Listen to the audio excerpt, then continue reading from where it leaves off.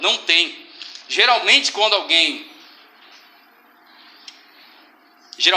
vai escrever um livro que vai ser importante para um povo, ele passa um filtro.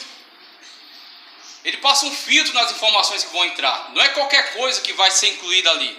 Não são informações que possam ser usadas para tirar algum tipo de, vamos dizer assim, informações que não venham contribuir para a glória daquele povo. Informações que não venham contribuir para que aquele povo se coloque como superior a todos os demais. Informações que sejam tanto constrangedoras. Geralmente os autores, eles quando vão elaborar essas obras, quando Homero vai escrever a Ilíada, quando escreveram a Eneida também, eles geralmente selecionaram. O que a gente vai colocar? Algo que mostre a força, algo que mostre o poder, algo que mostre a inteligência, que mostre como esse povo de fato é superior aos demais. Mas com a Bíblia Sagrada a coisa é diferente, porque o Espírito Santo de Deus tem um objetivo, e o objetivo é alcançar vidas. E para alcançar vidas, o Espírito Santo de Deus ele é muito ousado, ele é muito corajoso, é muito realista. E quando a gente olha para a genealogia e vê essas figuras, a gente vê o Espírito Santo de Deus abrindo uma grande porta, falando: olha, não interessa qual é o teu histórico, não interessa de onde você veio, não interessa qual é a tua situação. Se você abrir o coração para esta mensagem, se você deixar o evangelion é boas novas, anúncio de boas novas. Geralmente a palavra evangelion, que é uma palavra que existe antes de a Bíblia Sagrada, antes do Novo Testamento ser escrito, essa palavra já era usada. E essa palavra era usada geralmente quando o imperador ia fazer um anúncio. E geralmente um anúncio bom, um anúncio agradável, quando ia ser uma coisa assim que ia causar de fato muita alegria ao povo. Então dizia-se: agora virá um evangelion, ou seja, virá um anúncio, uma anunciação de boas novas. E aí o autor bíblico, inspirado pelo Espírito Santo de Deus, ele disse: aquilo que antes se chamava evangelion, na verdade nem se compara a este evangelion, nem se compara a este evangelho, a estas boas novas que estão sendo anunciadas. Qual é a boa nova? Que todos podem ser salvos na pessoa bendita de Cristo Jesus. Que não há acepção de pessoas diante de Deus. Que não há nem maiores, nem menores, nem melhores, nem piores, mas que todos são pecadores, mas também todos podem ser salvos através da pessoa bendita de Jesus Cristo. E sendo salvos por Jesus Cristo, fazem parte agora da família de Deus. Já pensou que coisa extraordinária?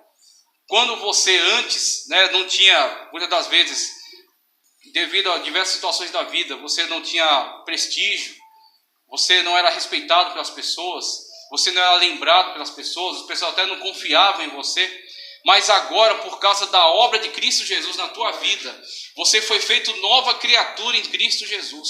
O sangue de Cristo nos purifica de todo pecado. Nos purificando de todo pecado, nos põe numa nova condição. E agora nessa nova condição, o nome do Senhor está invocado sobre as nossas vidas. O nome de Cristo Jesus está sobre nós. E alguém olha para nós e vê o brilho de Cristo Jesus sobre nós. Alguém olha para nós e vê o resultado da obra do Espírito Santo de Deus. E agora as pessoas olham para você e veem em você alguém que faz parte da família de Deus. Isso é maravilhoso. Nós estamos incluídos na família de Deus em Cristo. Cristo Jesus, que é o Filho unigênito. Veja, a palavra unigênito é muito importante, porque ela tem tanto sentido de ser o único gerado, tanto a questão do primogênito é o maior, tá? Primogênito é o primeiro dentre os filhos. Agora, unigênito tem um apelo muito mais forte, porque não é somente o primeiro, mas sim o único. Então, Jesus Cristo é o único Filho de Deus gerado conforme a natureza que ele tem, que é eterno como Deus é eterno, que é poderoso como Deus é poderoso, que é Deus da mesma forma que o Pai e o Espírito Santo é Deus, Jesus Cristo também é Deus. Por isso que ele é unigênito. Sendo ele unigênito, ele abriu uma oportunidade para que nós fôssemos adotados na família de Deus. Não na mesma condição de Cristo, mas também integrantes da sua família. Então é maravilhoso, porque a genealogia, muitas vezes a gente pula, a gente passa dela, mas ela tem essa realidade. Ela nos dá essa realidade que é muito importante. E aí, falando um pouco mais acerca aí, do Novo Testamento, o que eu queria passar? O Novo Testamento, conforme a gente tem aqui nas nossas Bíblias, ele está em português por causa da nossa língua. Foi traduzido para o português, para a nossa nosso estudo. Só que o Novo Testamento, ele não foi escrito em português. Óbvio, né? Isso aí todos sabem. Então o Novo Testamento, ele tem uma língua original, na qual ele foi escrita. Aí ele foi escrito em grego. E aí é interessante porque nós estamos falando de um povo de judeus, né? Então Jesus Cristo veio para o que era seu. É assim que diz em João? Veio para o que era seu, mas os seus não receberam, não foi? Mas o que diz mais? A todos quantos o deu-lhes poder de serem o quê? Chamados filhos de Deus. Isso que é maravilhoso, é aí que nós estamos incluídos. Mas, de fato, a Bíblia Sagrada diz que Jesus Cristo veio entre os judeus. E os judeus, a língua materna deles não é o grego, tá? A língua materna dos judeus é o hebraico. Então é interessante a gente ter um contato, né, básico com essas informações. A língua materna dos judeus é o hebraico. Agora o que acontece? No momento histórico em que Jesus estava, tá certo? Quando essa genealogia que está nos indicando, o momento em que ele veio, o hebraico não era mais uma língua comum, uma língua do dia a dia. O hebraico agora era uma língua de eruditos, era uma língua dos escribas. Por isso que você vai ver essa classe de pessoas na Bíblia. E por isso que você vê eles com tanto prestígio. Por isso que você vê eles com tanta honra, tá certo? Com tanto destaque. Porque eles de fato eram, dentre um mundo que era quase que inteiramente analfabeto, tá? Então as pessoas, poucas vezes tinham acesso à leitura, à escrita. Os judeus já se destacavam, porque desde cedo eles geralmente eram incentivados a pelo menos adquirir a leitura e a escrita, para poder ler a Bíblia Sagrada, para poder ler a lei, tá? Então os judeus, mesmo sendo um povo pequeno, um povo pobre, comparado com os demais, ele já era destacado nesse sentido. Geralmente era incentivado que mesmo pessoas muito pobres soubessem ler e escrever. Então já tinha esse destaque aí. Só que alguns iam um pouco além. E aí, além da leitura e da escrita, sabiam discutir a lei, né? Sabiam discutir filosofia também. Então alguns se destacavam, como por exemplo os escribas, os fariseus, que eram os professores, os sacerdotes que estavam ligados ao templo, tá? Então tem esses grupos aí que se destacam. E geralmente entre esses grupos era conhecido o hebraico. O hebraico não era tão conhecido da população em geral. Por quê? Por causa do cativeiro babilônico. Inclusive a gente lê na genealogia os reis aqui que foram para o cativeiro, depois os reis depois os personagens que voltaram do cativeiro, com Zorobabel, tá? A genealogia nos passa um pouco disso. Então, por causa da presença deles no cativeiro babilônico, eles adquiriram uma outra língua chamada aramaico, que era a língua comum da época. Esse sim era a língua comum, por causa da dominação babilônica.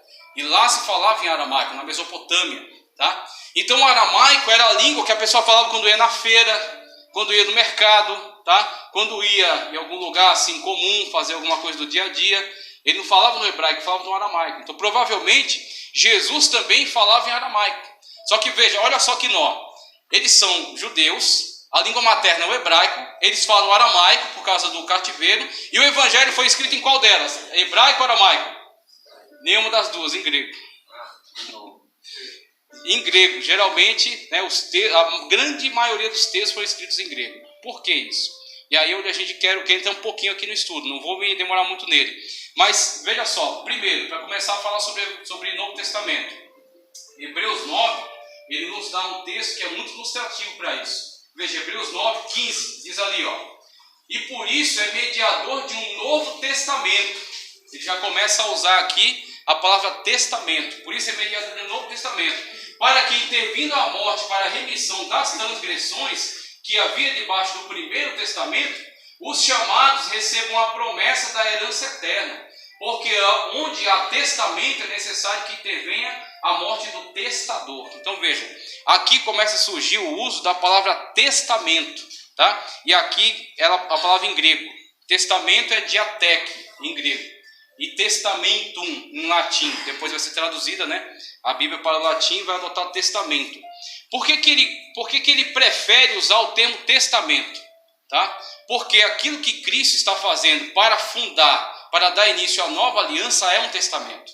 Quando ele fala assim, ele pega, né, a taça e fala que é no sangue dele, tá certo? O sangue da nova aliança. Então toda vez que comer o pão, está se lembrar do sacrifício da carne. E toda vez que beber o cálice, lembrar do sangue, o quê? Da nova aliança, o sangue do Novo Testamento. Esse testamento é como aquele documento que que transfere os bens, tá certo, de um proprietário para o seu herdeiro. Isso é um testamento. O documento oficial que torna você herdeiro de determinado bem. Então o testamento, ele tem essa ideia de que com a morte, inclusive foi isso que Hebreus usou aqui, o autor dos Hebreus, é necessário a morte do testador, é necessário o sangue do testador, é necessário que ele de fato entregue a sua vida, porque quando a sua vida for entregue, o testamento tem valor, o testamento tem poder. Então o Novo Testamento é uma herança que Jesus comunica à igreja. É isso que é interessante. O testamento, veja, ele só pode ser recebido ou rejeitado, ele não pode ser alterado. Porque quem elaborou o documento foi o testador. E quem empenhou, quem deu poder àquele documento foi a morte do testador. Ele elaborou o documento e com a sua morte ele deu poder. Ele falou, pronto, agora esse documento é válido, você pode requerer a sua herança, os seus bens, as suas bênçãos. Assim é, o Novo Testamento, ele é a herança do Senhor Jesus Cristo para a sua igreja. O Novo Testamento é o poder que Jesus Cristo confere à sua igreja. É a sabedoria que o Espírito Santo de Deus inspirou e que o Senhor Jesus Cristo entregou à sua igreja, para que ela possa se alimentar, como Jesus Cristo disse, vós estáis limpos pela palavra que vos tenho falado. E as palavras do Senhor Jesus Cristo estão no Novo Testamento. E são as palavras dele que nos purificam. São as palavras dele que nos alimentam. São as palavras dele que nos transformam, que nos fazem ter uma nova vida. E essas palavras não podem ser alteradas, tá? Você não pode intervir para alterar o testamento. Você não pode modificá-lo, você não pode alterá-lo. Você o recebe ou você o rejeita. É isso que eu acho muito interessante. Então, o Novo Testamento ele é firmado em cima do sangue de Cristo. E com o advento do Novo Testamento surge também a nomenclatura Antigo Testamento. Porque os judeus não chamavam seus textos de Antigo Testamento. Eles chamavam ou de Torá, que são os 5 primeiros livros, tá? O Pentateuco. Você tinha também o Neviim, que são os profetas, e o Ketubim, que são os outros escritos posteriores. E aí eles pegavam a inicial de cada um desses grupos e formavam uma palavra só, chamada Tanakh. Tanakh é um acróstico. Então você tem Torá, Neviim e Ketubim. Tanakh. Então eles chamavam de Tanakh, a Bíblia, o Antigo Testamento para nós, inteiro. E aí com o advento do Novo Testamento, a gente se torna herdeiro de todo o Antigo Testamento, acrescido agora da nova aliança em Cristo Jesus. Assim nós temos o Novo Testamento em Cristo e o Antigo Testamento, a nova aliança e a antiga aliança, tá? Isso que é interessante e essa que é de fato a herança da igreja, tá? Esse que é o valor da igreja. Aquilo que Deus de fato conferiu à igreja.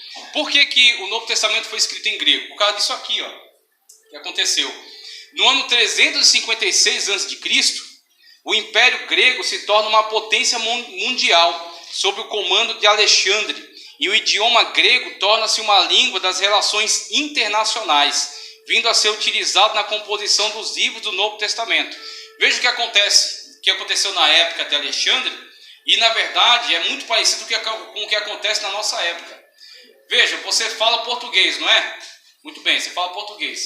Se você pegar um avião lá em Guarulhos e você descer em Paris, você vai conseguir falar com qualquer um em português? E se você de Paris, você for para Londres? Ainda não, né? E se de Londres você for para Pequim? Você fala todo mundo em português, né? Isso? Não, né? Por quê? Português não é uma língua universal. Português é falado aqui, Portugal, Moçambique, São Tomé e Príncipe, Macau e Timor-Leste. É falado nesses lugares. Nesse lugar você está de boa. Você pode viajar para o Timor-Leste, lá passear. O que tem para ver lá? Eu não sei. Tem obra missionária lá. Se quiser lá fazer missão, tem. Então lá você fala português, não tem problema nenhum. Então por quê? Porque o português não é uma língua universal. Qual é a língua universal da atualidade? Inglês, muito bem. Por quê? A Revolução Industrial. A gente não vai entrar nisso, pelo amor de Deus. Mas veja, o inglês é a língua universal. Se eu falar português e inglês, e eu descer em Paris, não é que todo francês fala inglês, mas tem muitos que falam. Então eu vou começar a falar inglês aí. Se quiser saber, Daniel Berg Gunavingre não falava português, não tinha ideia da língua portuguesa. Desceram em Belém do Pará, 1910, e começaram a falar inglês lá com o povo, muita gente não entendeu. Mas aí alguém falou, chegou um povo falando engraçado aí, Chama o pastor lá, aí chamaram o pastor da Igreja Batista. Sabia que eles falavam também um outro idioma lá, meio engraçado. Aí ele foi lá e falou inglês com os missionários, deu a primeira guarida lá, depois rachou, mas não teve problema não. Graças a Deus está aí, os batistas são uma bênção, né? Está aí a Assembleia de Deus, os batistas vivendo em paz. Então o inglês hoje é a língua universal. E na época do Novo Testamento, a língua universal era o grego, por causa de Alexandre, que dominou todo mundo, fundou cidades em todos os lugares e incentivou a cultura e a língua grega. E aí você vai na Palestina, você tem a Galileia e você tem Decápolis, que são as cidades gregas fundadas aí no Mar da Galileia. Aí o profeta diz assim: Galileia das nações, lugar de profundas trevas. Por que o profeta se refere assim e o evangelista também cita essa colocação dele? Porque ali tinha muitas cidades de cultura grega e os gregos tinham teatro, os gregos tinham filosofia, mas também os gregos tinham muitos hábitos que os judeus olhavam e consideravam um absurdo. Então ali eles entendiam que é um lugar de trevas, né? E Nazaré estava perto daquela região. E aí Natanael vai dizer: pode vir alguma coisa boa de Nazaré? Por quê? Porque Nazaré estava naquela influência daqueles povos, daquela cultura, daqueles hábitos de vida que eram contra a palavra de Deus. E aí Jesus sofreu preconceito por morar. Jesus morava como que numa periferia. Aí alguém olhou assim e falou: pode vir alguma coisa boa do Capão Redondo? É como isso. Alguém olha assim e fala: mas daquele lugar, daquela quebrada. E aí você vê como Deus é maravilhoso. Foi na quebrada, foi no Capão Redondo, lá da Palestina, foi no Campo Limpo da Palestina que o Senhor Salvador veio viver, né? Veio desenvolver seu ministério e veio de fato trazer salvação para toda a humanidade, né? Como Deus é maravilhoso, como Deus de fato ele trabalha na contramão da história, né? Deus trabalha surpreendendo os homens. Então você tem, por causa da dominação grega, o idioma grego foi universal. E por causa da dominação romana, você tem lá a Pax Romana, você tem as leis romanas que estão ali sobre aquele lugar. Você lê, por exemplo, no Novo Testamento, como quando o nosso Senhor foi traído por Judas Iscariotes, e quando ele foi aprisionado no Getsemane, ele foi levado para a casa de Anás e Caifás, não foi? Ele passou toda a noite sendo ali acusado, né? Levantando falsas acusações.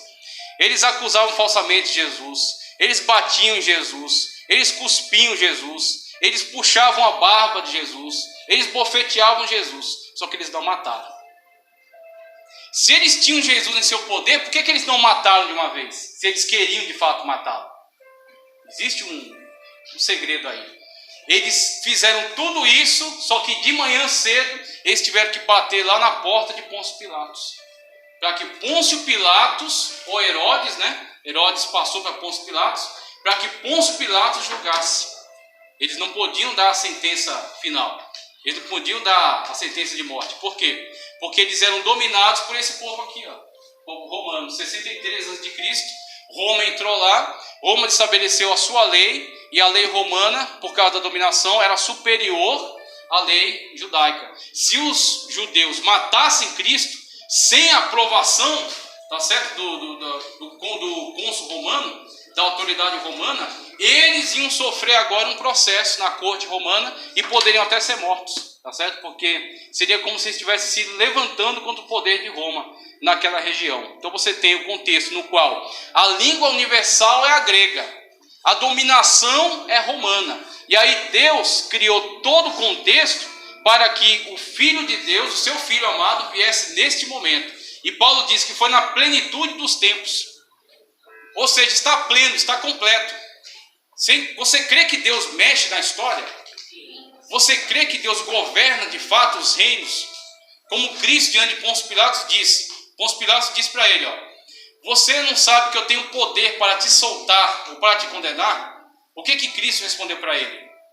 Nenhum poder teria sobre mim, se do céu não fosse te dado.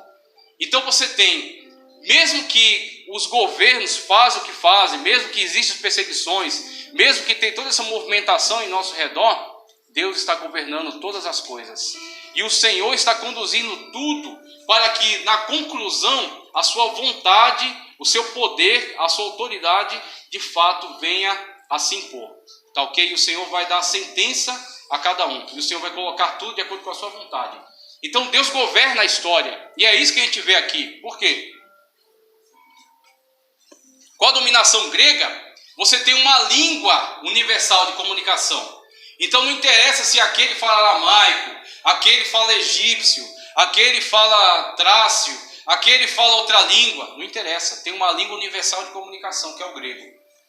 Mesmo no lugar mais distante onde você chegar, se você falar em grego, alguém vai conseguir falar. Da mesma forma como hoje, se você chegar em algum lugar e falar em inglês, alguém vai se comunicar com você. Então, primeira coisa que Deus interferiu na história, uma língua universal. Segunda coisa, a dominação romana. Por quê? Antes dessa dominação, todos os povos estavam sempre em guerra. Então, pequenos reinos estavam sempre em guerra um com o outro. Era quase que impossível alguém fazer uma viagem como o apóstolo Paulo fez. Porque quando ele passava de uma fronteira para outra, esse reino aqui deixava de passar, o outro não. Aí entrava no outro, aí queria passar para outra cidade, a outra cidade já não deixava de passar, porque tinha uma guerra com aquela. Então a cidade estava em guerra uma com a outra. O que Deus fez? Vamos fazer o seguinte, vamos unificar tudo isso aí. É aonde Deus permitiu que Roma chegasse ao poder, e que Roma estabelecesse seu poder em todas as nações, e estabelecesse a chamada Pax Romana. Ou seja, ninguém vai guerrear mais entre ninguém, porque nós estamos dominando todo mundo. E assim Deus criou um contexto no qual Paulo sai da Grécia, vai para Chipre, sai de Chipre, vai para Macedônia, sai da Macedônia, vai para a Itália, sai da Itália, vai para Corinto, sai de Corinto, volta para Jerusalém. Por quê? Porque Deus criou o contexto no qual a Pax Romana unificou todas as nações. Assim é, a igreja de Cristo na atualidade não tem que se preocupar com a política, a igreja de Cristo na atualidade não tem que se preocupar com a economia, não tem que se preocupar com as epidemias, não tem que se preocupar com a violência, ela tem que servir a Deus, porque o seu Deus garante a sua vida, porque o seu Deus garante a sua existência, porque o seu Deus garante tudo aquilo que você precisa. E mesmo que vier alguma coisa ceifar a nossa vida, como Paulo disse, porque para mim o viver é Cristo e o morrer é lucro. Mesmo que se levante a perseguição e você seja atingido por ela, tenha certeza disso, que em Cristo Jesus os céus da eternidade estão reservados para você. Então nós temos que nos preocupar somente em pregar o evangelho de Cristo, a tempo e fora de tempo, servir a Deus em espírito e em verdade, e continuar mantendo sempre o nosso testemunho. Porque Deus cuida da história, porque Deus controla a história, como a gente viu no caso aqui. Então o Novo Testamento surge nesse contexto, a língua grega e a dominação romana, conforme esses dois mapas aí ilustram. E aí você tem os textos, do Novo Testamento, os evangelhos ali, os 4 evangelhos primeiro, Mateus, Marcos, Lucas e João. Você tem um livro histórico do Novo Testamento, que é Atos, as epístolas às igrejas de Romanos, 1 e 2 Coríntios, Gálatas, Efésios, Filipenses, Colossenses, 1 e 2 Tessalonicenses, e as cartas pessoais, como está ali, e a profecia, que é Apocalipse. E outra coisa que eu quero passar para vocês é isso aqui, autores e períodos. O Evangelho, ele começa a ser escrito, que a gente tem geralmente a tendência de pensar, O Senhor Jesus Cristo, quando começou a falar, alguém já começou a escrever. Não foi bem assim. Não foi dessa maneira. Então, quando a gente começa a estudar e começa a ver alguns arquivos que tem na história, a gente começa a ver o seguinte: o primeiro movimento foi obedecer à ordem de Cristo. Qual foi a ordem que Cristo deu? A ordem que Cristo deu não foi: ide por todo mundo e escrevei textos. Ide por todo mundo e escrevei enciclopédias. Não. A ordem é: ide por todo mundo e pregai o evangelho a toda criatura, batizando-os em nome do Pai, do Filho e do Espírito Santo. Então a primeira ordem foi: ide e pregai. Então os apóstolos, o primeiro movimento deles não foi sentar para escrever, mas sim ir e pregar. E conforme eles iam e pregavam, e Deus operava e as igrejas cresciam, e depois veio o apóstolo Paulo, começou a pregar também. O apóstolo Paulo começou a fundar uma igreja aqui, sair daqui, ia para outra igreja, dava uma perseguição e tinha que se movimentar rápido para outra. Aí a outra igreja ficou lá e estava preocupado com ela. Então o que surgiu primeiro? Primeiro surgiram as cartas. A primeira carta de Paulo aos Tessalonicenses talvez seja o primeiro documento da Bíblia, que tenha sido escrito aí entre 29 e 60 da era cristã. Por quê? Porque Paulo fundou a igreja de Tessalônica e teve que sair logo dela. Aí quando ele chega lá em Corinto, aí ele vai escrever uma carta lá para os Tessalonicenses, para fortalecer a fé deles. Assim nasce o primeiro documento do Novo Testamento, uma carta. Depois vão surgir os evangelhos. Por quê? Porque os apóstolos que estão pregando, evangelizando, eles estão ficando velhos. E a igreja está crescendo. E está surgindo hereges dentro da igreja. Está surgindo pessoas querendo destruir o evangelho genuíno. E aí os discípulos começam a se preocupar com essa situação. Então eles começam a pegar a pregação dos apóstolos e registrar, escrever. Assim é que acredita-se que os evangelhos tenham começado a ser escritos por volta de 60 da era cristã. Tá certo? Então Cristo morrendo e ressuscitando 33 da era cristã, os apóstolos iniciam todo o trabalho de evangelismo. Lá em 60 é que eles vão começar a escrever as pregações dos apóstolos. Aí tem toda uma tradição na qual Mateus escreve o seu evangelho aos judeus. Então acredita-se que o primeiro evangelho de Mateus tenha sido escrito em aramaico, por ser uma língua comum falada na Palestina. Tá certo? E outra coisa que a gente afirma acerca da inerrância. A inerrância. A Bíblia Sagrada, nós que somos ortodoxos, nós que cremos na inspiração divina, que a Bíblia Sagrada é um livro divino e inspirado, nós cremos que ela não contém erros, tá? Que ela não contém nenhum erro. Só que o erro, essa afirmação de que ela não contém erros, ela está relacionada aos textos originais, aos chamados autógrafos. Aquele texto, aquele pedaço de papel no qual o autor foi inspirado e gravou ali o texto, tá? Porque depois daquele texto original, do autógrafo, vão haver as cópias. E não só as cópias, vão haver as traduções.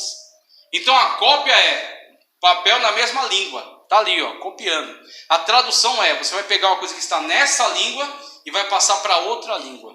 No que você vai fazer esse movimento, é possível que você cometa algum equívoco. Então existem alguns erros nas cópias. E podem haver alguns erros nas traduções. Tá? Mas nos originais não tem nenhum erro. E a Bíblia Sagrada é o livro mais sólido. A Bíblia Sagrada é o livro mais seguro. E a Bíblia Sagrada é o livro mais poderoso, porque foi o Espírito Santo de Deus que a inspirou. Então quando você abre a Bíblia Sagrada na sua casa, é Deus falando com você. Quando você lê ela em espírito, o Espírito Santo de Deus vai iluminar, para que você tenha a plena revelação acerca daquilo que Ele quer te falar. E Deus já falou muitas vezes comigo através da sua Sagrada Escritura. Então, dando continuidade, aí eu mostro o mapa da evolução do Evangelho, da evolução do cristianismo, quando ele começou a se espalhar pelas terras, e aqui um pouco sobre os evangelhos, tá? Então aqui são chamados evangelhos sinóticos. Por quê? Essa palavra sinótico significa que eles estão olhando numa mesma direção, numa mesma perspectiva. Então Mateus, Marcos e Lucas é sinótico. Eles estão olhando numa mesma perspectiva. Então eles estão abordando os fatos numa mesma perspectiva. João, o que ele faz? João, acredita que ele escreveu seu evangelho por último.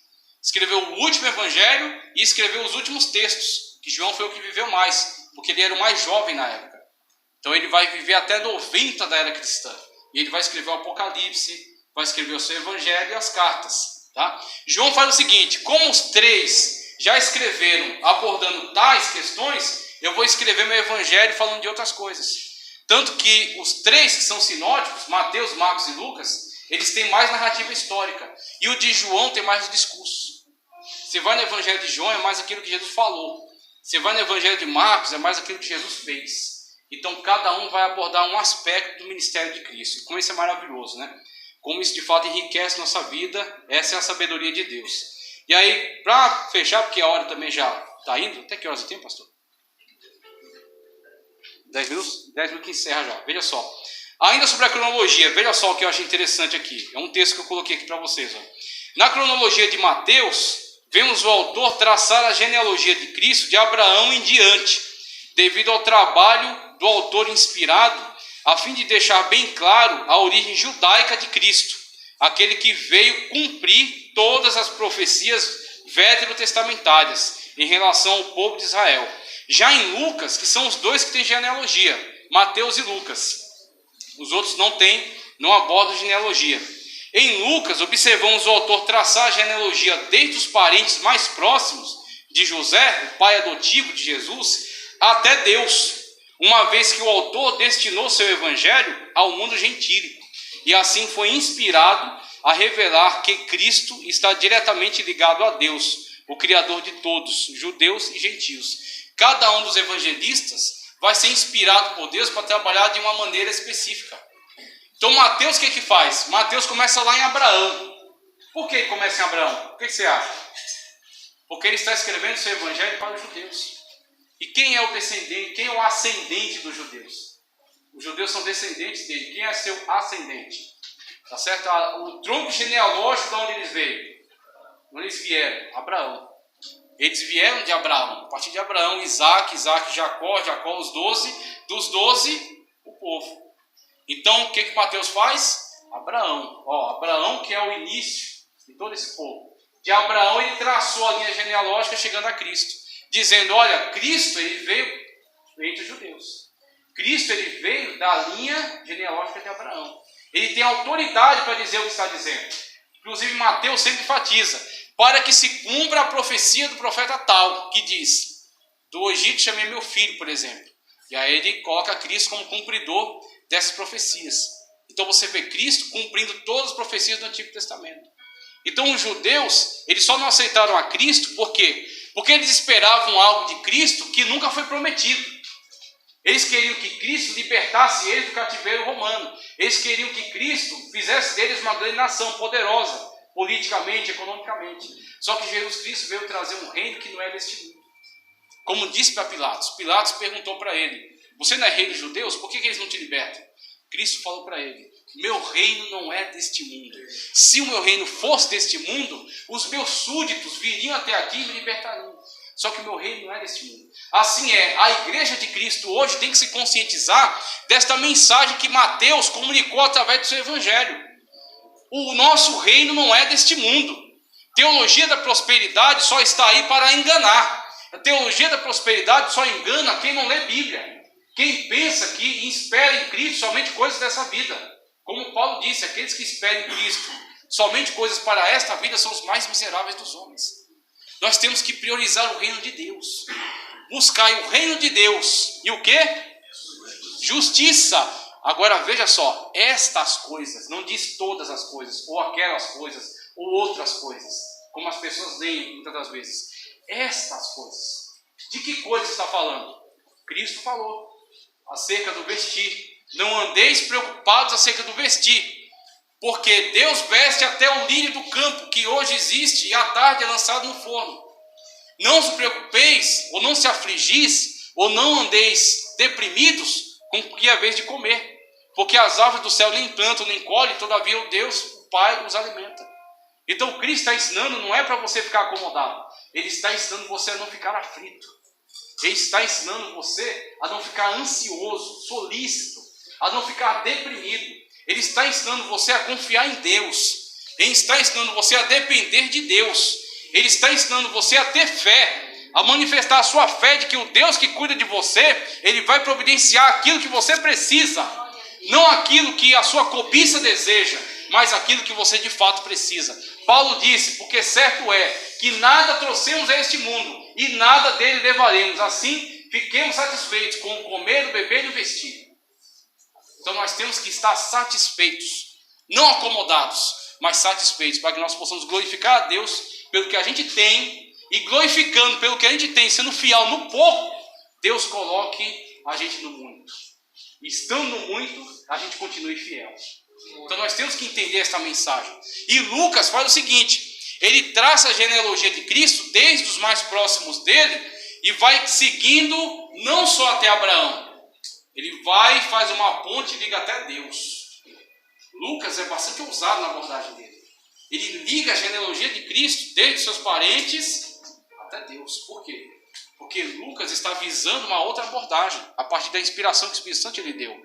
Ele está dizendo, Jesus veio dos judeus. Muito bem. Só que Jesus não é exclusividade dos judeus. Jesus não veio só para os judeus. Jesus veio para o mundo. Então, quando os judeus não o receberam, aqueles que o receberam foram feitos filhos de Deus. Se os judeus tivessem recebido a Cristo e aceitado a Cristo em massa, eles teriam ido pelo mundo pregar este evangelho, para que Deus alcance o mundo através deles. Mas eles rejeitaram. Eles estando tendo rejeitado, Deus levantou a mim e a você. Você não quer? Eu conheço alguém que vai me servir. Eu vou chamar ela lá do lugar onde ele estava, eu vou chamar ele, eu vou chamar da Bahia, eu vou chamar do Piauí, eu vou chamar de São Paulo, eu vou chamar do Brasil, da Bolívia, do Paraguai, da Argentina, da África, dos lugares mais terríveis do mundo, como diz lá naquela parábola da ceia. Ide pelos campos, ide pelas encruzilhadas, pelos becos, pelos caminhos e chamai a todos. Todos são chamados, todos são convidados. Alguns são escolhidos. Então, pela graça do Senhor Jesus Cristo, todos fomos chamados, e isso inclui a nós. Nós fomos chamados para essa maravilhosa graça. Estamos aqui hoje por causa da misericórdia do Senhor Jesus Cristo. E é o que acontece. Eu quero já caminhar para o final. Depois da genealogia, ele vai abordar o seguinte. Vamos lá para Mateus ainda, capítulo 1. A última leitura aqui para a gente já concluir. A partir do versículo 18, olha só o que diz. Mateus 1 e 18. Vamos lá. Ora, o nascimento de Jesus Cristo foi assim, que estando Maria, sua mãe, desposada com José, antes de se ajuntarem, achou-se ter concebido do Espírito Santo. Então José, seu marido, sendo justo, e a não a queria infamar, intentou deixá-la secretamente.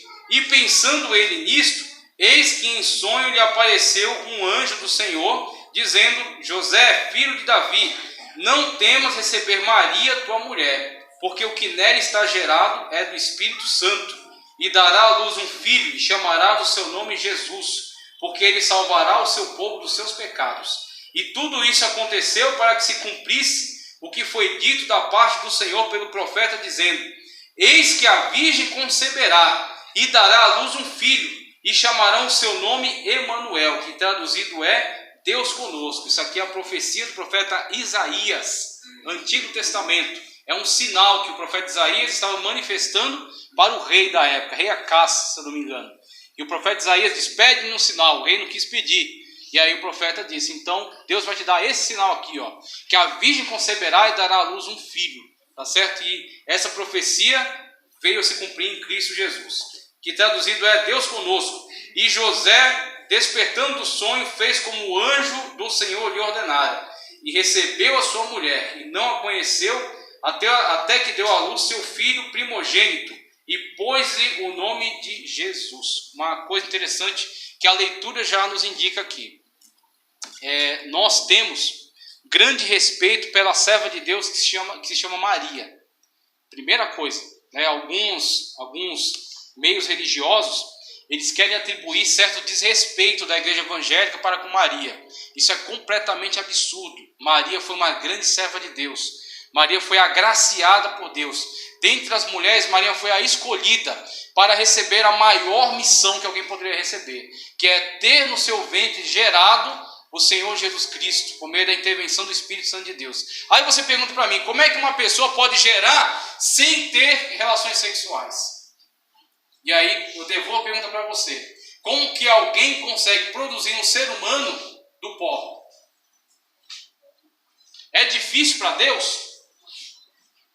A questão é impossível para mim. Mas eu não sou Deus. Eu sou um ser humano. Eu não sou o Criador.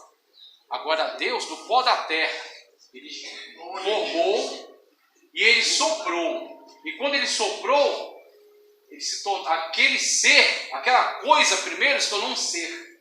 E passou a ser um humano, Adão. E de Adão, Eva. E aí a humanidade que nós temos. O mesmo Deus que fez isso lá em Gênesis, Ele não esqueceu a receita. Ele não perdeu o poder. Ele não diminuiu em poder. E quando chegou a plenitude dos tempos, quando Ele mexeu todos os reinos, a questão da Grécia, a questão de Roma, a questão do modo como as coisas estavam prontas, Ele disse: chegou o momento.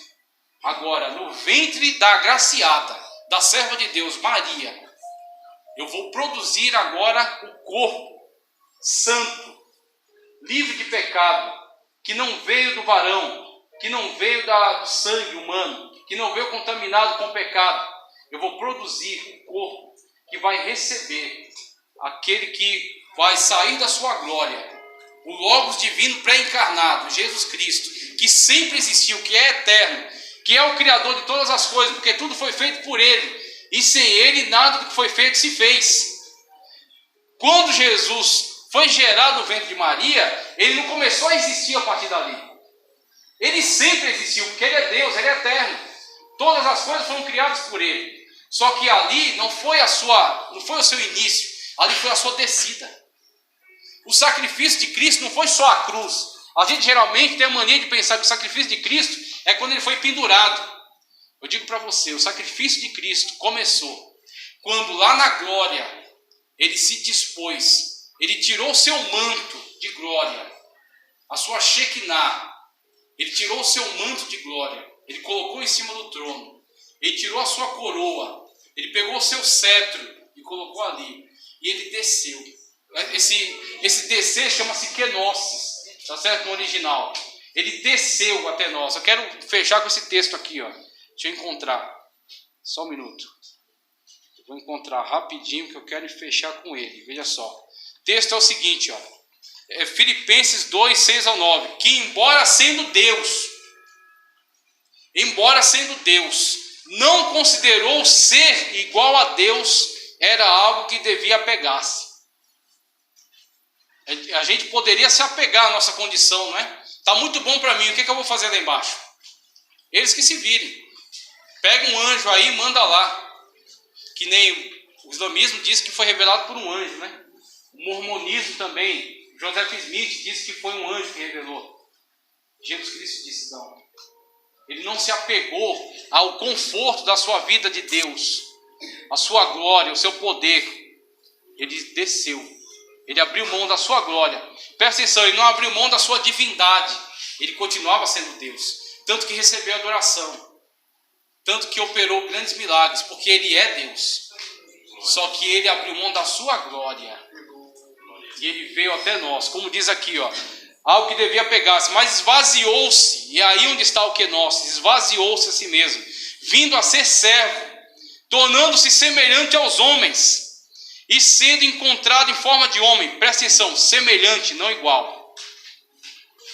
A palavra está aqui, semelhante, não igual. Semelhante aos homens, e sendo encontrado na forma humana, humilhou-se a si mesmo e foi obediente até a morte, e morte de cruz.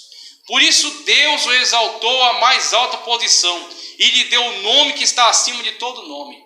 Então Jesus deixou a sua glória, Jesus desceu até nós, entrou num corpo, que foi formado pelo próprio Deus no ventre de Maria.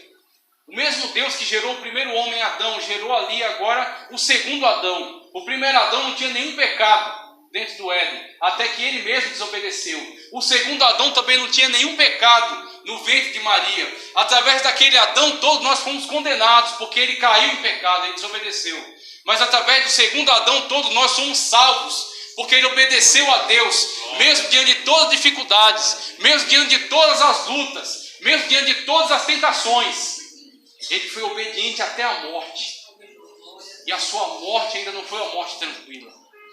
Ele foi obediente até a morte de cruz. E você quer saber mais? Na cruz, alguém ofereceu vinagre a Cristo. Aquilo era uma forma de analgésico, para que a pessoa que estava ali padecendo, ela fosse como que bebedada com aquilo e ela perdesse um pouco do seu sentido, para não sentir tanta dor. Jesus rejeitou. Ele disse, não, eu vou sentir toda a dor que eu tiver que sentir por ele, por ela. E eu vou até o fim, e eu vou entregar o meu espírito, porque a minha vida ninguém a toma, eu a dou. Eu tenho o poder de dá-la e tomá-la de volta. Eu vou entregar a minha vida na cruz, depois eu vou ressuscitar, e depois eu vou dizer, todo poder é me dado no céu e na terra. Jesus Cristo é o Todo-Poderoso. Glória a Deus. E ele lá na frente, no Apocalipse, vai abrir o livro selado e vai julgar todas as nações, porque ele tem esse poder, ele tem essa autoridade. Eu vou dar continuidade nesse estudo depois, porque tem muita coisa ainda para falar. As aulas de estudo bíblico, e já demos início aí com EB1, que foi o estudo bíblico direcionado ao livro de Gênesis, né, os capítulos iniciais, tratando acerca da criação. Partimos agora para EB2 com o Novo Testamento, Evangelho de Mateus, acerca da genealogia e do nascimento virginal de Cristo Jesus. Tá ok? Então faremos esta mescla aí de estudo em cima do Antigo Testamento, partindo depois para estudo no Novo Testamento e assim subsequentemente. variando entre Antigo Testamento e Novo Testamento. Então agora vamos iniciar o EB2, estudo aí acerca do Novo Testamento, com o advento do nascimento do Senhor Jesus Cristo. E como vocês já puderam perceber, esses estudos eles são iniciados com uma pregação, tá ok? Então vai ter a ministração na igreja. Seguida a ministração, eu vou acrescentar aqui alguns estudos com materiais relevantes que podem ampliar o seu conhecimento em relação ao texto, tá ok? Então, em relação ao estudo que já trouxemos no Antigo Testamento, voltado para a criação, nós utilizamos aí muitos material, comentário de Champlin, né, tanto a enciclopédia, né, de Bíblia, Teologia e Filosofia, quanto o Antigo Testamento comentado versículo por versículo, livro também de Adalto Lourenço, Teologia Sistemática de Stanley M. Orton, e dentre outros, né, outros livros aí que colocamos aí para contribuição, né, para enriquecer o seu conhecimento.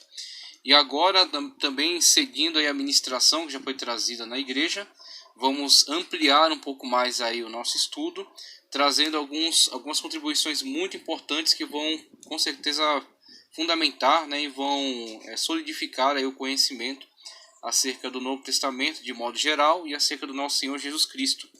Como eu encerrei na ministração que foi dada, né, eu encerrei falando acerca da kenosis, essa manifestação na qual Cristo esvaziou-se não da sua deidade, e sim da sua glória para vir até nós, nascer em forma humana, todavia uma forma humana não contaminada no pecado, porque é uma forma humana conforme a criação original. Tá, okay? Então, como Adão foi criado no Éden pelo próprio Deus, e aí Adalto Lourenço, de uma forma muito inteligente, faz a explicação entre os termos assar e bará. Bará sendo relacionado à criação a partir do nada, né, pela autoridade da palavra de Deus, e assar como moldado. Então temos aí o corpo humano foi moldado, o espírito foi soprado, o espírito, quando soprado, deu vida agora a esse ser. Então empregou-se o termo bará para este ser agora vivo, singular, distinto de todos os demais seres e feito à imagem e semelhança de Deus. Mesmo que seu corpo tenha sido produzido, né, como aplicação do termo assar, moldado a partir do pó da terra. E aí temos Cristo novamente resgatando a perfeição original da criação, quando ele é de fato gerado pelo Espírito Santo de Deus, no ventre de Maria, sem pecado, como Adão era sem pecado antes de cair, antes da queda. Então temos aí essas características muito importantes relacionadas ao nascimento virginal. E vamos trazer outros autores aqui que também vão contribuir fortemente para uma compreensão melhor acerca dos conceitos do nascimento virginal, como a Bíblia Sagrada justifica, né, como é que ela nos apresenta e como nós podemos chegar a um entendimento maior, né, acerca desses conceitos. Então, primeiramente, a primeira contribuição, né, ligada ainda à ministração que acabou de ser transmitida, o dicionário Vine, da editora CPAD, juntamente com a Thomas Nelson, tá ok? Dicionário Vine, no verbete que trata acerca de vazio, 1050, página 1050, ok? Ele vai explicar aqui acerca do termo kenô, do grego. Esvaziar, kenô, esvaziar. É traduzido em Filipenses 2,7 por aniquilou-se. As cláusulas que seguem o verbo são exegéticas do seu significado, sobretudo as expressões a forma de servo e semelhante aos homens. Cristo não se esvaziou da divindade. Então já destaco aqui, né, nesse primeiro momento, o cuidado que o comentarista aqui, que está sendo utilizado, né, Vine, o dicionário de Vine, o cuidado que ele tem em deixar muito claro que o ato no qual Cristo se esvazia para vir até nós e participar dessa realidade na qual nós estamos, ele não significa por isso que ele tenha se esvaziado da sua divindade, da sua deidade. Ele não se tornou um homem igual a nós, mas sim um homem semelhante a nós, né? No sentido de estar também na natureza humana, mas ter sim uma característica peculiar que é manter a sua divindade. Tá, okay? Então Cristo não tinha pecado, Cristo de fato é Deus, tá certo? Nasceu também carregando, né, essa característica singular da divindade, todavia se submeteu a estar no corpo humano e passar pelas situações que nós atravessamos, né, como seres humanos, as dificuldades, as limitações, Cristo se sujeitou a isso e assumiu a forma de servo. Então, ao mesmo tempo que ele era servo, estava numa condição humana, porque ele se submeteu a ser servo de Deus naquela ocasião, ele também era Deus. Então, por isso que mesmo ele sendo servo, ele podia sim e aceitava a adoração e podia sim e de fato perdoava pecados. Então, características peculiares do nosso Senhor e Salvador Jesus Cristo. Veja só, ele não deixou de ser o que era em essência e eternamente. Ainda que não seja tradução exata, serve para expressar o ato do Senhor. Quanto às outras ocorrências da palavra, veja também Romanos 4,14, 1 Coríntios 1,17, 9,15, 2 Coríntios 9,3. Na Septuaginta, consulte Jeremias 14,2, né, no caso o Antigo Testamento grego da Septuaginta, Jeremias 14,2 e 15,9 também. E aí ele depois disso dará alguma definição acerca de escolates, ou o que não é do nosso interesse aqui. Estamos pesquisando principalmente Quenô por causa do uso de kenosis, para trazer uma explicação melhor acerca do ato pelo qual Cristo esvaziou-se não da sua deidade, da sua divindade, mas sim da sua glória, e veio até nós. E assim a gente passa adiante, tratando agora acerca do contexto no qual o Senhor veio a nascer. Então falamos acerca de diateque, né, de testamento, para tratar acerca do próprio tratado do Novo Testamento, né? O Novo Testamento, ele também, ao surgir a nomenclatura Novo Testamento, ela também atribui a outra coleção de livros, que é da tradição judaica, a Tanakh, né, a Torá, Nebiim, Ketubim, atribui então a esta coleção de livros o título de Antigo Testamento, em função de haver agora um Novo Testamento. Então isso aí já tratamos na ministração. Falamos também acerca do panorama, né, em relação à influência grega para a língua, né, em relação à influência romana para as leis, para a autoridade judicial, autoridade imperial que estava estabelecida naquele momento. E agora, para colaborar com essas informações, eu quero trazer aqui conteúdo muito importante do livro Tempos do Novo Testamento, editora CPAD também, Tempos do Novo Testamento, de Merrill C. Tenney, ok? A partir da página 142, vamos fazer algumas leituras aqui, alguns comentários, né, e enriquecer mais o conhecimento acerca desse período. Veja só. Merrill C. Tenney, livro Tempos do Novo Testamento, a página 142, período de Augusto, a juventude de Cristo. Veja só. Lucas, o primeiro historiador da igreja cristã, começa a sua obra de 2 volumes com 3 referências à sua história contemporânea. A primeira, que introduz as etapas preparatórias para a vida de Cristo, é datada no tempo de Herodes, rei da Judéia, que foi o último rei titular da Palestina, embora na realidade fosse um vassalo de Roma. Então veja a condição na qual este monarca, né, que estava na Judéia, que de fato enfrentou muitas dificuldades para se colocar como autoridade ali naquela região, e a vinculação, né, que ele tinha com Roma, né, ele era um vassalo de Roma. Então essa é a situação na qual ele estava ali como autoridade no momento. Então temos aí Herodes, vassalo de Roma. A segunda fixa o nascimento de Jesus no reino de César Augusto, o primeiro romano a usar púrpura imperial como único governante do império.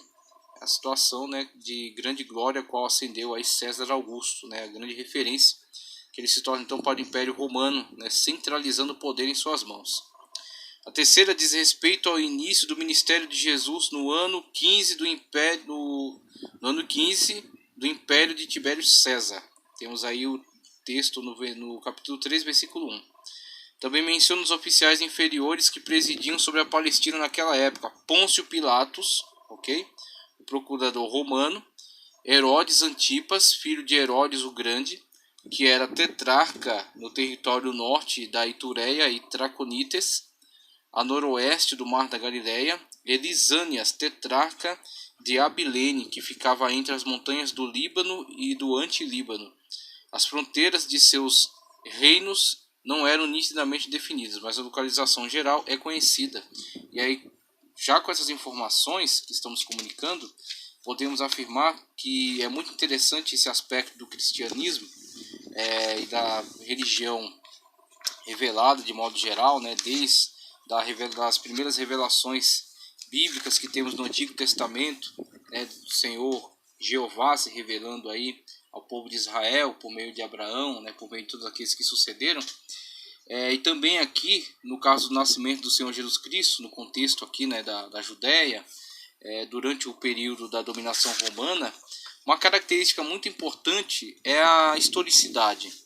Então, ao mesmo tempo que temos as manifestações do sobrenatural ao longo de toda a Escritura, tá certo? Comprovando que o mundo espiritual é real, o mundo espiritual de fato interage conosco, interage neste mundo material, também temos a questão da historicidade, e isso é uma característica muito importante da Sagrada Escritura. É algo de fato que comunica para nós a seriedade, o desejo de fato colocar-se como um livro que está tratando de coisas reais. Um livro que está tratando não de mitologias, nem de fábulas, nem de elucubrações dos seres humanos, tá certo? Nem de ponderações dos filósofos. Ele está tratando sim de fatos, algo que aconteceu no tempo e na história, e algo que transcende até o tempo e a história por ser sobrenatural, mas não é algo simplesmente que está no plano do metafísico, não está no plano do espiritual, mas sim algo que desce até a realidade de todos os homens e que interage diretamente com eles. É isso que João tentou expressar de uma forma muito sábia, muito inteligente, quando ele disse que nós podemos tocar a palavra da verdade, tocar a palavra de Deus. Então Cristo, ele se materializou, ele se tornou carne. João disse que aquele que não confessa que Jesus Cristo veio em carne é o anticristo, ok? Então, devido à seriedade daquilo que ele estava ensinando, ele aplica toda essa gravidade, né? E ele deixa muito claro que Cristo não era uma manifestação divina apenas, nenhum aion, nenhuma emanação, nenhum ser espiritual que fingia ser material. Não, Cristo encarnou. Cristo de fato veio e tornou-se homem e nasceu em determinada época, em determinado lugar. Por isso essas referências. Essas referências aqui não são à toa, não são só para preencher espaço, para ficar bonito. É para te situar geograficamente e historicamente, a historicidade do cristianismo. São alegações muito fortes para você comprovar a veracidade, para você comprovar a singularidade, como de fato esta fé ela está ligada à realidade, né? Ela está de fato carregada, né, de argumentos da sua historicidade, da sua veracidade. Então é muito interessante nessa questão da historicidade do cristianismo, vinculada à questão do sobrenatural, da fé, das manifestações miraculosas da parte de Deus. Veja só. A autoridade eclesiástica do povo judeu era fixada na casa saduceana de Anás, sumo sacerdote emérito, que foi indicado para o cargo pela primeira vez em 6 depois de Cristo, por Cirênio, o núncio imperial da Síria. Aí veja que muitas das vezes são autoridades não locais que exercem influência sobre a região. No caso aqui, a Síria sempre foi bastante influente e muitas das vezes governantes ou cônsules, né, que estavam ligados a esta região acabavam também por administrar as regiões ali da Judéia e Samaria. E que manteve sua posição até ser deposto por Valério Grato, o procurador da Judéia, por volta de 15 depois de Cristo. O genro de Anás, Caifás, tornou-se sumo sacerdote em 18 depois de Cristo. E Anás continuou a ser o poder por trás do trono. E aí temos um conflito entre a tradição judaica e o direito, né, o direito romano. Então Roma, na posição de na posição de império, né, que está controlando aquela região, que administra, né, aquela região de fato, não vê qualquer dificuldade em fazer essa substituição. Todavia, ela entra em conflito com princípios da tradição judaica, por exemplo, com respeito ao sumo sacerdote, que de fato era uma figura muito relevante, não somente religiosamente, mas politicamente, e que na visão deles não poderia ser deposto, não havia razão, não havia motivo pelo qual ele fosse deposto, motivos políticos não eram suficientes. Assim Roma fez essa transição e os judeus fingiram que aceitaram, mantiveram de fato, né, não contrariaram, né, a imposição romana dessa sucessão, né, passando o poder aí de Anás para Caifás, mas na verdade Anás continuou administrando ali a situação por trás, né, na sombra de Caifás. Então Caifás era só um marionete, né, que servia ali para atender os interesses de Roma. Então Roma se reportava a Caifás, mas quem dava as ordens de verdade era Anás, tá? Respeitando a tradição aí dos judeus. Tornou-se sumo sacerdote em 18 d.C. e Anás continuou a ser o poder por trás do trono, até ambos serem depostos em 36 d.C., provavelmente por causa de sua contínua influência. Ele é mencionado juntamente com Caifás na cronologia de Lucas 3:1. Veja que é um fato que não foi sempre conhecido, né, essas questões burocráticas. Todavia, pelo fato do evangelista estar se referindo a fatos e estar de fato se empenhando na pesquisa destes, ele traz para nós, né, essas informações que durante muito tempo podem não ter sido compreendidas, mas ao se observar depois questões mais particulares da administração romana na região, percebeu-se por que a citação de Lucas, né, e por que ele menciona os dois, Anás e Caifás. Situação curiosa, né? Mas por quê? Por causa dessa situação na qual Roma tenta interferir nas questões internas e os judeus não aceitam essa interferência, mas também não têm poder para resistir.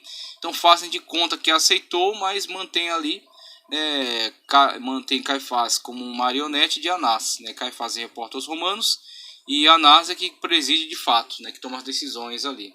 E de fato Anás e Caifás tiveram Cristo, né, sendo julgado ali diante deles.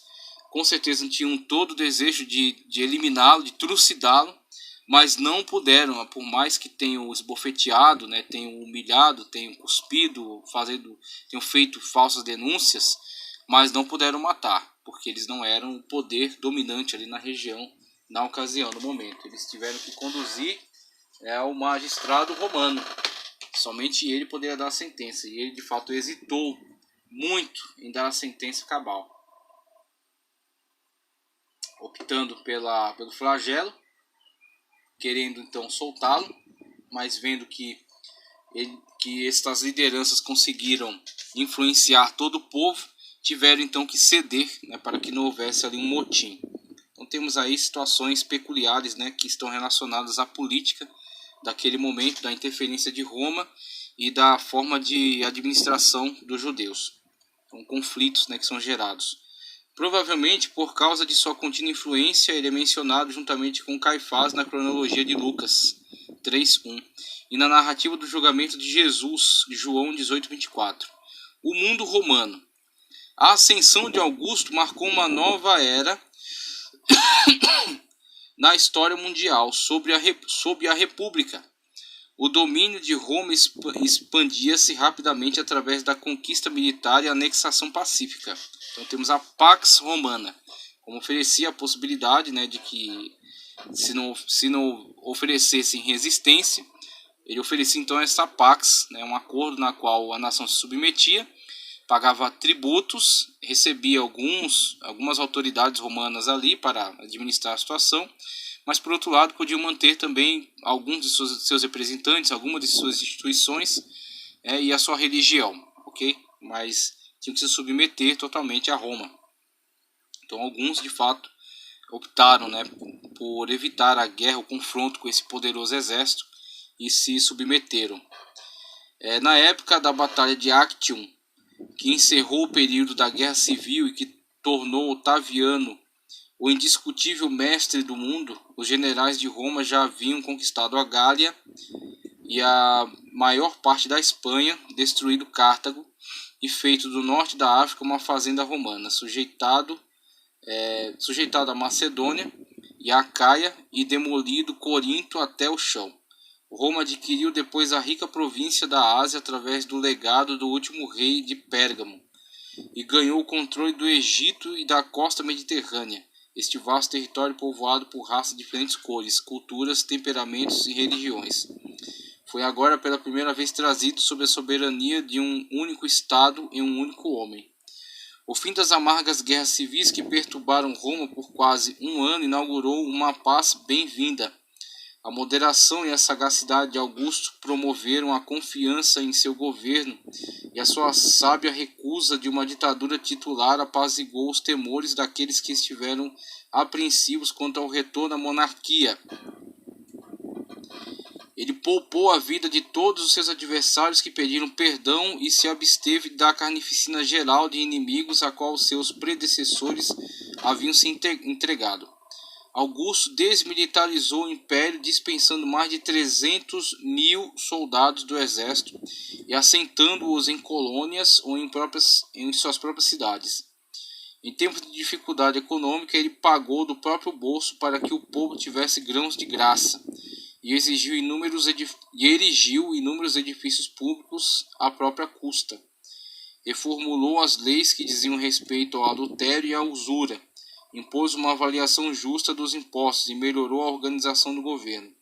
A lista de suas inúmeras realizações gravada no muro do templo de Ancira, na Ásia Menor, agora Ankara, capital da Turquia, estado moderno da Turquia, um estado árabe,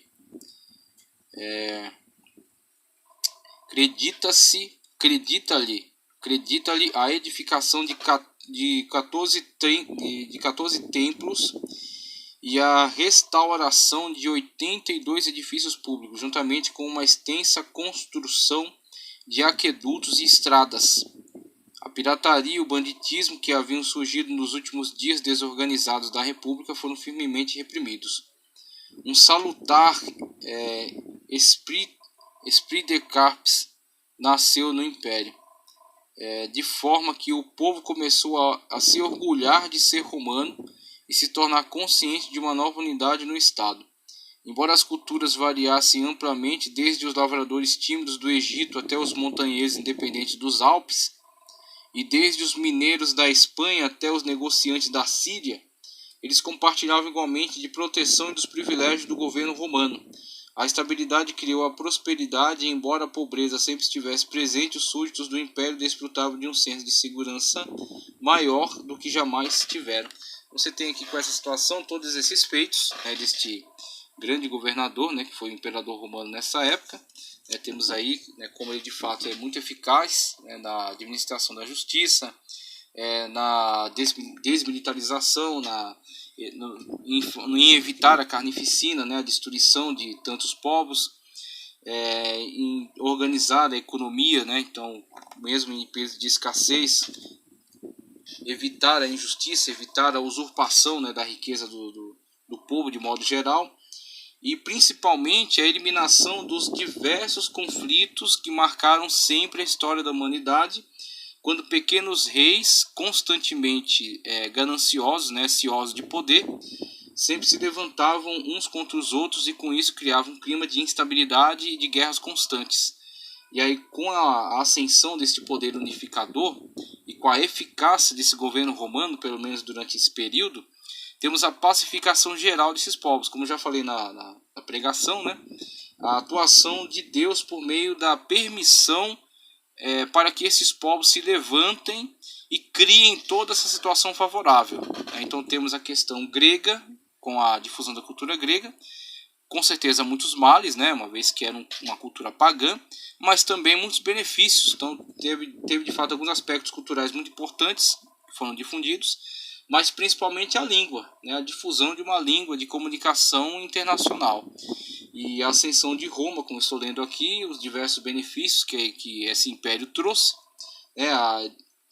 a eficaz administração que teve durante muito tempo, e a pacificação desses povos, possibilitando então o trânsito. E aí você vai ter, por exemplo, a edificação das estradas, o cuidado das estradas, a eliminação do banditismo, que infestava os caminhos, a eliminação da pirataria, que também atrapalhava as comunicações marítimas. Então Roma, com isso, está pacificando o mundo, claro, debaixo da égide do seu poder, Então Roma está se impondo. Essa é uma imposição do Império Romano, então não estamos dizendo aqui, estamos louvando, dizendo, nossa, realmente, o Império perfeito. Não. Simplesmente estamos constatando que houveram benefícios e não foram poucos. Foram muitos benefícios, conforme a leitura aqui, né, está nos elencando. Augusto obteve o controle do império de forma lenta, mas insistente, através da apropriação pessoal da autoridade governamental. Ele tinha o direito de remover os membros do Senado, iniciar a legislação, administrar o tesouro público, ter o comando militar supremo e agir como pontifex máximos, ou chefe religioso do Estado. Na verdade, ele foi o ditador de Roma, ainda que parecesse singularmente discreto no exercício desses tremendos poderes. Ele desejava tornar a vida segura e tolerável a todas as classes do império. Para fazer isso, teve que reorganizar a máquina do Estado e ter a certeza de que cada parte de seu domínio estava sendo bem governada.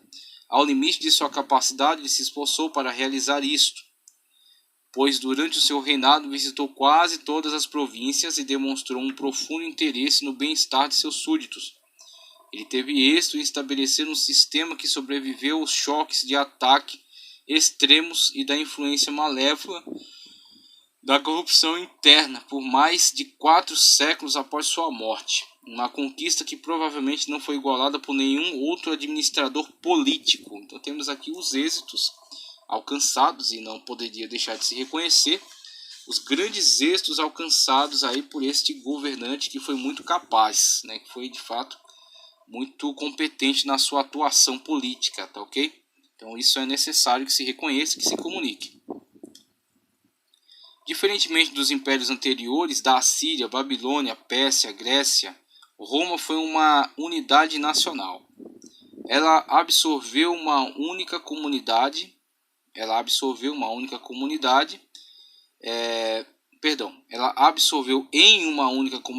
as culturas variadas, diferentemente da Grécia, que rapidamente se fragmentou em quatro reinos, vamos colocar assim, né? Quando Alexandre morre, os seus generais repartem o poder, então não foi uma unidade, ok? Então, temos aí pelo menos Cassandro, Lisímaco, Ptolomeu e Seleuco repartiram o poder. Então depois começaram a guerrear entre si, obviamente se enfraquecendo, né, a unidade central que foi o Império Macedônico durante um pequeníssimo período, e com isso facilitando a conquista, a dominação, né, quando Roma de fato sobe ao poder. E Roma, por outro lado, foi uma unidade durante muito tempo e abarcava, dentro, né, da sua própria administração, absorvia para si culturas variadas, como estou lendo aqui, e às vezes discordantes dos povos sujeitos, tornando-se romanas, através do governo, treinando nas legiões pelas quais tantos de seus homens passaram, e pela influência silenciosa e penetrante da cultura imperial, gauleses, espanhóis, alemães, sírios, gregos e outros tornaram-se romanizados. Até o dia de hoje, a lei romana, a literatura romana, as linguagens dos tribunais provenientes do latim e do grego ainda prevalecem entre as nações da bacia do Mediterrâneo, certo? Do mundo ocidental, de modo geral.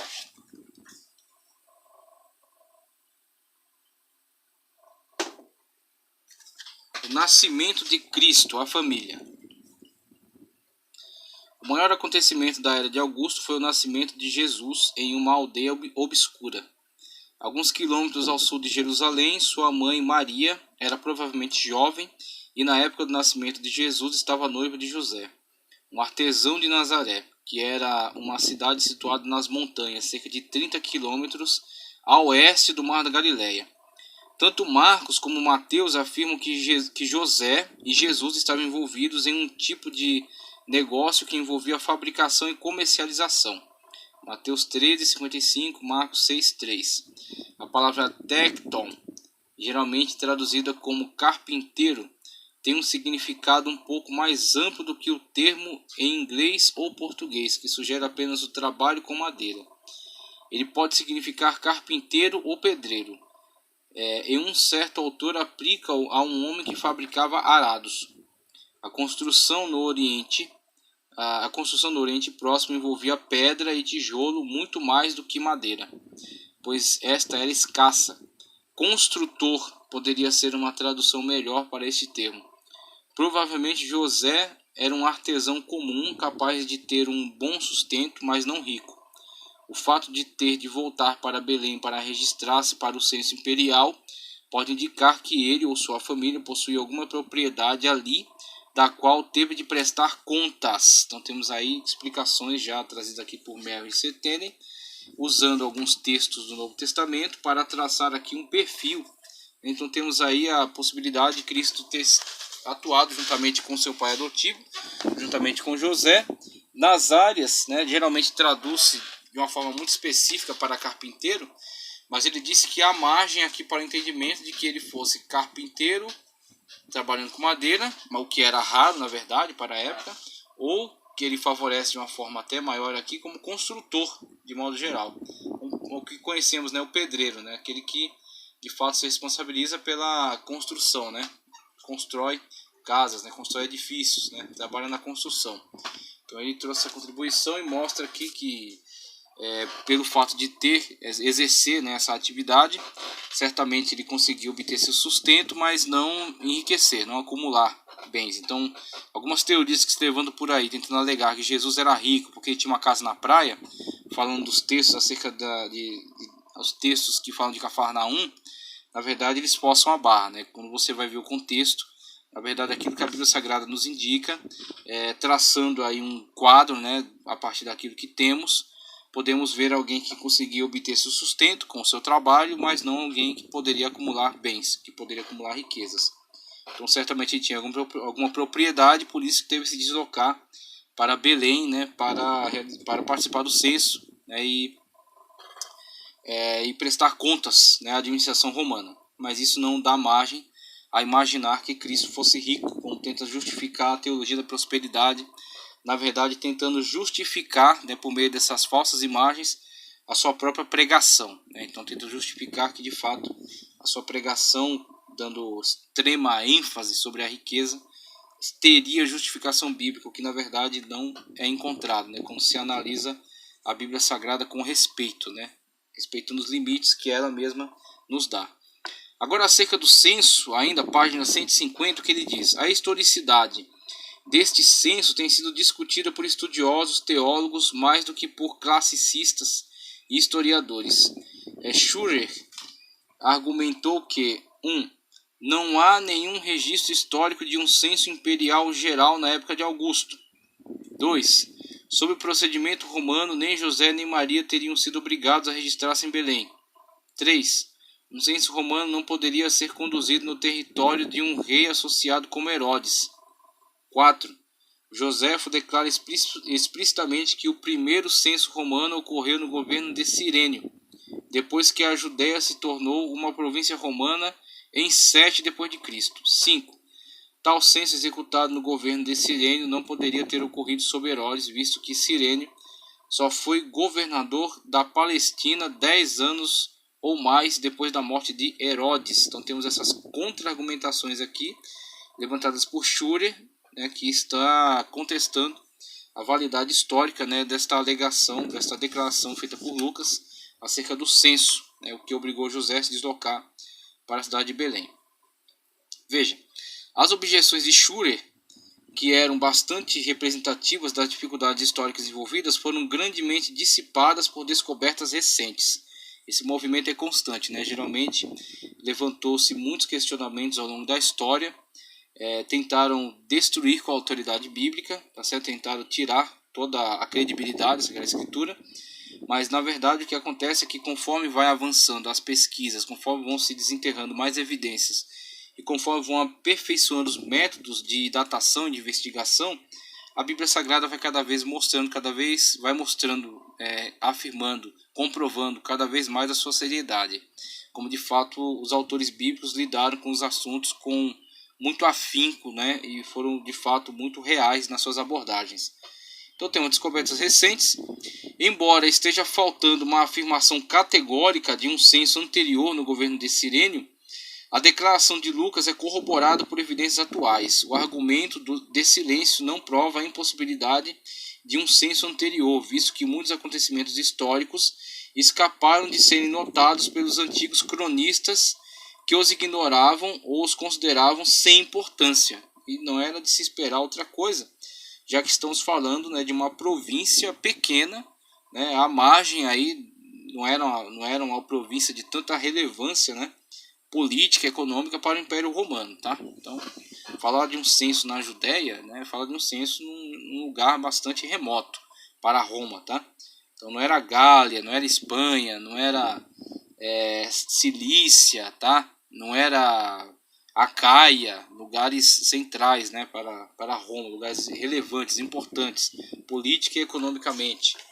O censo na Judéia é um censo num lugar muito mais remoto, né? Para alguns historiadores, algo sem qualquer tipo de importância.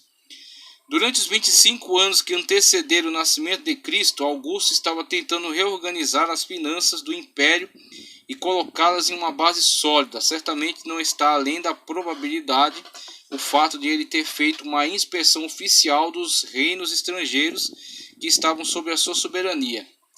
O Monumentum Anciranum evidentemente se refere a esta ocasião. Uma vez no consulado de Gaio Censório e Gaio Assínio, eu outra vez executei o Instrum somente com o Imperium Consular. Neste lustrum, 4.233.000 cidadãos romanos foram registrados na lista do censo. A existência de alistamentos regulares a cada 14 anos foi conclusivamente estabelecida pelas descobertas de recibos e decretos entre os papiros do Egito. Deisman cita um edito de Gevíbios Máximos, governador do Egito, em 104 d.C., afirmando que o alistamento familiar habitual era devido e que as pessoas que por algum motivo estivessem fora de seus territórios nativos deveriam retornar para completar seus registros. A presença de José em Belém pode ter sido imperativa. Embora um procedimento do século II no Egito não possa determinar necessariamente o procedimento do século I na Judéia, o edito indica claramente que a prática de registro por motivo de imposto na casa da família não era excepcional. Ou seja, comprovou-se que de fato isso era realizado. Então dizer que isso é um absurdo, que isso nunca foi feito, já não é possível, uma vez que foi realizado em época próxima, ok? Em província vizinha. Então temos aí algumas evidências muito sérias, né? Maria pôde não ter precisado voltar para Belém, mas sem dúvida alguma acompanhou José porque não desejava ser deixada sozinha. Apenas José entenderia o segredo de sua condição, e o nascimento da criança em Belém provavelmente provocaria menos comentários do que em Nazaré. Na época em que eles voltassem para Nazaré, alguns anos depois, poucas perguntas seriam feitas. A relação de Herodes com Augusto, na época deste censo, era precária. Augusto, segundo Joséfo, estava irado com Herodes porque este havia declarado guerra aos árabes sem a permissão romana e tinha, com isso, colocado em perigo as fronteiras de Roma. Ele escreveu a Herodes dizendo que, embora anteriormente o tivesse tratado como amigo, depois disso o trataria como um súdito. É discutível se esta nota irada foi meramente uma ameaça ou uma declaração clara de política. Mas seja qual for o caso, Herodes foi advertido de que seria inseguro ignorar as preferências romanas. Augusto começara a exercer uma pressão política sobre Herodes, a qual este não ousaria resistir. Se Augusto pensasse em fazer um levantamento de todo o império, Herodes não estaria em posição de recusar cooperação. A sucessão de seu reino estava sujeita à aprovação de Augusto, e ele deve ter percebido que este espaço de tempo restante era curto. Se tivesse qualquer preferência com relação a seu sucessor, Herodes não poderia se dar ao luxo de ofender o poder que poderia confirmar ou negar sua indicação. Augusto, portanto, poderia ter exigido um censo do domínio de Herodes. Mas pode ser que o processo do censo estivesse atrasado. De acordo com o ciclo de 14 anos, o censo deveria ter começado no ano 9 ou 8 d.C. Os judeus, no entanto, eram irrequietos e rebeldes e teriam se ofendido profundamente com qualquer aparente invasão de seus direitos por um poder estrangeiro. Se o alistamento pudesse ser conduzido sob o disfarce de um censo familiar ou tribal, a probabilidade de ofender a população seria menor, visto que este ato pareceria mais judeu em caráter. O relato de Lucas parece indicar que ele foi organizado por linhagens tribais ou de clãs, uma vez que os laços dos ancestrais de José foram enfatizados.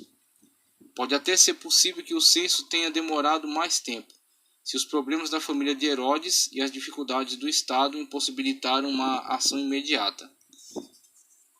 Augusto também poderia tolerar alguma demora se percebesse que um procedimento mais gradual poderia evitar uma rebelião.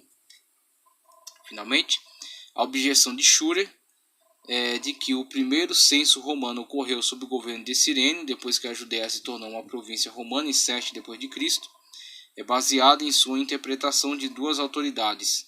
Lucas diz: este primeiro alistamento foi feito sendo Cirênio governador da Síria, Lucas 2:2. José também afirma que Cirênio, um senador romano que havia passado por outras magistraturas até ter sido cônsul, e que em seus relatos era de grande dignidade, surgiu neste momento na Síria, com alguns outros tendo sido enviado por César para ser um juiz daquela nação e levar em conta a realidade de seus habitantes. Joséfo especificou que esta fixação ocorreu em 7 d.C., quando Cirênio tinha agora disposto do dinheiro de Arquelau e quando os impostos chegariam ao fim, o que aconteceu no ano 37 da vitória de César sobre Antônio em Actium. Cirênio, ou Quirino, como algumas bíblias registram, Quirino, parece ter sido o oficial das finanças ligado ao procurador Copônio. O seu comando era independente do governador regular da província, embora houvesse uma associação entre os dois. Em nenhuma passagem do relato de Joséfo, porém, ele afirma que a arrecadação do dinheiro por Cirênio em 6 d.C. foi a primeira taxação. Ele não afirma em nenhum lugar que em 6 d.C. foi a primeira taxação. Supor que a declaração de Lucas se refere mesmo à ação de Cirênio é consequentemente injustificado. É muito mais provável que a arrecadação de 6 d.C. seja aquela mencionada por Gamaliel no discurso registrado em Atos 5:37, visto que ele a liga com a revolta de um certo judeu.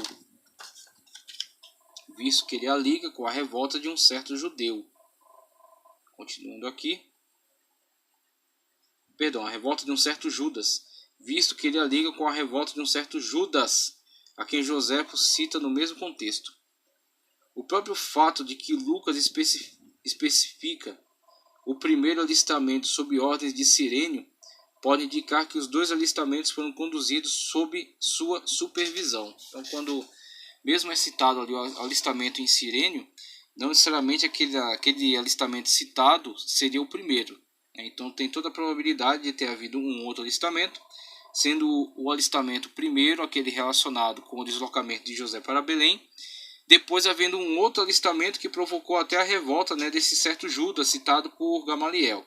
Então temos aí situações de contexto, muitas delas foram questionadas durante certo tempo, mas com o levantamento de outras evidências puderam então constatar que de fato há muita margem, há muitos elementos para se acreditar na narrativa bíblica. A narrativa bíblica é de fato corroborada por muitos elementos históricos e geográficos da época. Há algumas evidências de que Cirênio esteve por 2 vezes encarregado dos assuntos da Síria. No primeiro dia de janeiro de 12 a.C., Sulpício Cirênio foi nomeado cônsul. Naquele mesmo ano, Marco Vipsânio Agripa, amigo de confiança e vice-rei de Augusto, e quem ele havia colocado como encarregado dos assuntos orientais, veio a falecer, morreu. E Augusto enviou Cirênio ao Oriente para agir como intendente, provavelmente no lugar de Agripa. Cirênio parece ter servido como comandante militar geral, página 154 agora, juntamente com os governadores provinciais civis. De 9 a 6 a.C., o governador da Síria foi Sêntio Saturnino, sob cujas ordens Tertuliano disse que o primeiro alistamento ocorreu. O Tertuliano faz essa alegação de que foi debaixo das ordens de Sêntio Saturnino. Disse que o primeiro alistamento ocorreu, como já li aqui, de 6 a 4 a.C. O governador foi P. Quintílio Varo. Em 2 a.C., os dois filhos de Agripa, Gaio e Lúcio César, foram reconhecidos como herdeiros potenciais de Augusto, e Gaio César foi enviado ao Oriente, onde foi colocado sob a tutela de Cirênio. Gaio morreu em 4 d.C. e Cirênio permaneceu no comando até ser substituído por Germânico, o nomeado de Tibério, 17 d.C. A linguagem de Lucas não sugere que Cirênio tenha sido procurador da Síria, mas apenas que ele estava governando, ou no comando, hegemoneutons. Talvez a sua linguagem possa ser parafraseada da seguinte forma: o alistamento inicial ocorreu durante o comando de Cirênio sobre a Síria. O fato de Cirênio ter tido 2 períodos de administração ativa na Síria parece claro a partir da Lapis Tiburtinus, uma inscrição em mármore fragmentária encontrada perto de Tivoli, em 1764. A inscrição registrou para a memória os feitos de um oficial romano que serviu durante o reinado de Augusto. Ele foi honrado com 2 ações de graça, aclamações oficiais, e a ornamenta triunfalia, ou a veste de honra de um general triunfante. Foi procônsul para a Ásia e por 2 vezes o legatus de Augusto no comando da Síria. O único candidato cujas qualificações se encaixam nessa descrição é Cirênio, e diversos historiadores proeminentes concordam que ele teve 2 mandatos no governo da Síria.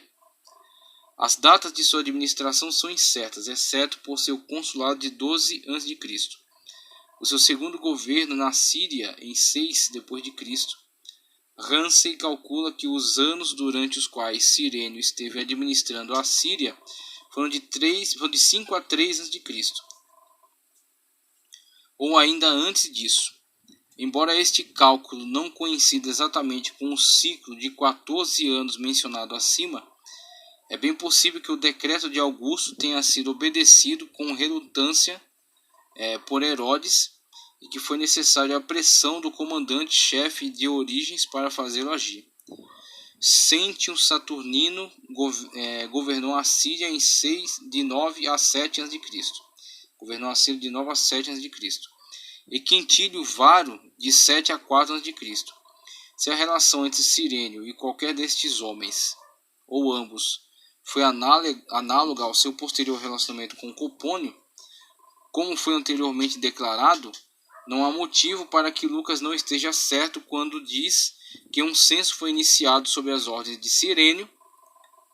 Ele pôde ter sido proclamado durante a procuradoria de Saturnino e ter sido reforçado ativamente durante o governo de Varo.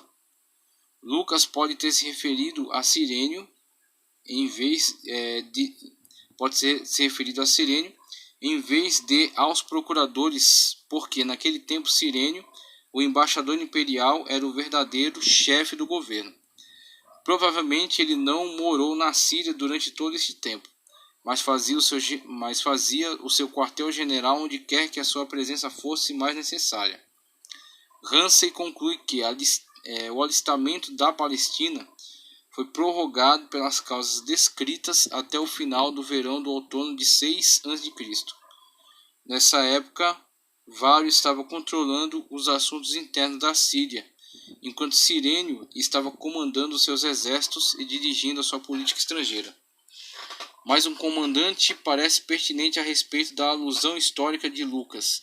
Lucas não merece menos crédito pela exatidão histórica do que seria atribuído a Joséfo ou qualquer outro historiador contemporâneo. Lucas está no mesmo patamar de autoridade desses historiadores, ok?